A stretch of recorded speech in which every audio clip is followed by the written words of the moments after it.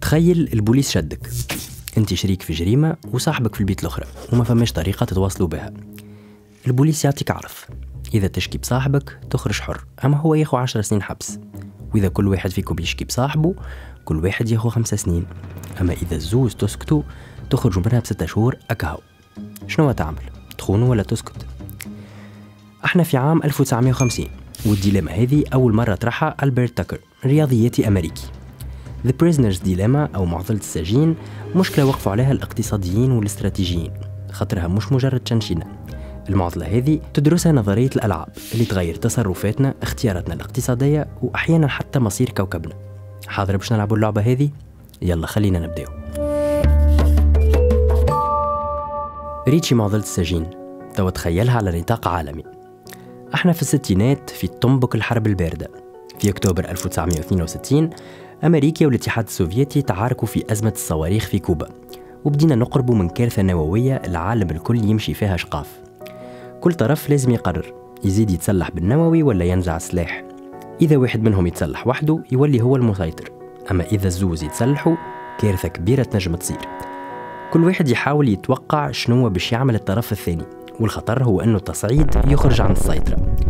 وهو بالضبط اللي صار في أكتوبر 62 وقت اللي اكتشفت أمريكا صواريخ سوفيتية في كوبا.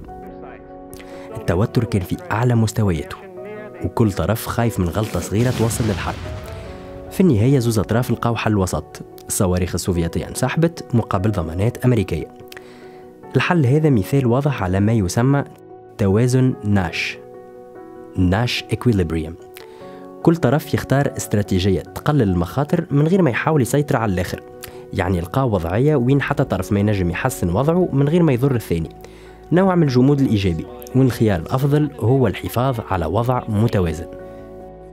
الفكرة القوية لهنا هي أنه حتى في أصعب الظروف ممكن نلقاو أرضية مشتركة إذا الأطراف الكل مستعدة تقدم تنازلات، والتوازن هذا هو اللي خلاهم يتجنبوا الحرب النووية وقتها، ويبين قوة نظرية الألعاب في فهم الأحداث التاريخية الكبيرة. أما استنى، نظرية الألعاب مش مقتصرة على الحروب والدبلوماسية. النظرية هذه موجودة في كل حاجة، حتى في أبسط قراراتنا اليومية، وقت اللي تختار مطعم مع أصحابك، وقت اللي زوج شركات يقرروا يطيحوا أسوامهم ولا لا، أو حتى وقت اللي تتفاوض على شهرية خدمتك. الكلها أمثلة على نظرية الألعاب. كل شركة ممكن تطيح أسعارها باش تربح أكثر حرفاء، أما إذا الزوز طيحوا الأسعار يخسروا مرابحهم، وإذا ما تحرك حتى واحد الكلها تحتفظ بمكاسبها. كل شركة تحاول تتوقع شنو باش تعمل الأخرى، والاختيار عمره ما يكون سهل.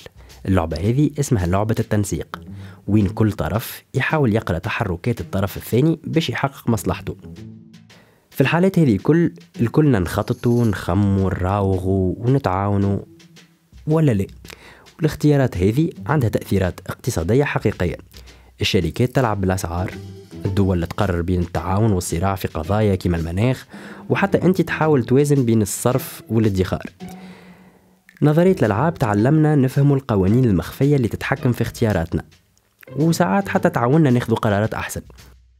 أما قدام وضعية كما هكا أنا هي أحسن استراتيجية. توا نحكيو على الاستراتيجيات. نرجع لعبتنا الأولى، معضلة السجين. تخيل أنك تلعبها برشا مرات، شنو الخيارات الأفضل؟ هل يلزمك تتعاون ديما ولا تخون ديما ولا تعمل حاجة بين الاثنين؟ هذم 3 استراتيجيات من ليستة طويلة. الاستراتيجية الأولى تخون ديما. الطريقة هذه تنجح مرة ولا 2، أما بسرعة الناس الكل تفقد الثقة فيك، ومع انعدام الثقة تخسر على المدى الطويل، على خاطرك تدمر العلاقات المحتملة اللي ممكن تكون مربحة للطرفين. الاستراتيجية الثانية تتعاون ديما. الخيار هذا نبيل ورومانسي ومحلاه، أما اختير كان الطرف الثاني يخون باستمرار، وفي الحالة هذه أنت تخسر ديما وتولي ضعيف قدام الآخر. الاستراتيجية هذه تنجح فقط في بيئة وين الناس الكل صادقين، اللي هي نجم نقولوا مش موجودة. الاستراتيجية الثالثة تيت فور تات، العين بالعين. هي الاستراتيجية اللي أثبتت نجاحها في تجارب علمية. تبدأ بالتعاون، وإذا الآخر تعاون معك تواصل، أما إذا خانك ترد عليه بنفس الطريقة. الفكرة واضحة، أنا مستعد للتعاون، أما كان خنتني نرجع عليك. الطريقة هذه تم اختبارها في بطولة نظمها الاقتصادي روبرت أكسلرود في 1981، والنتيجة الناس اللي قاعدة تلعب بالاستراتيجية هذه كانت الأكثر نجاحا وأكثر وحود نجموا ينقصوا العقوبة الجملية على الأدوار الكل، وفما حتى برامج انفورماتيك تعمل بهم سيمولاسيون لمعضلة السجين. تيت فورتا تتأكد اللي أحسن طريقة تكبر بها مربوحك وتنقص خسائرك. في وضعية تكون فيها مربوح التعاون على المدى الطويل يفوت مربوح الخيانة على المدى القصير.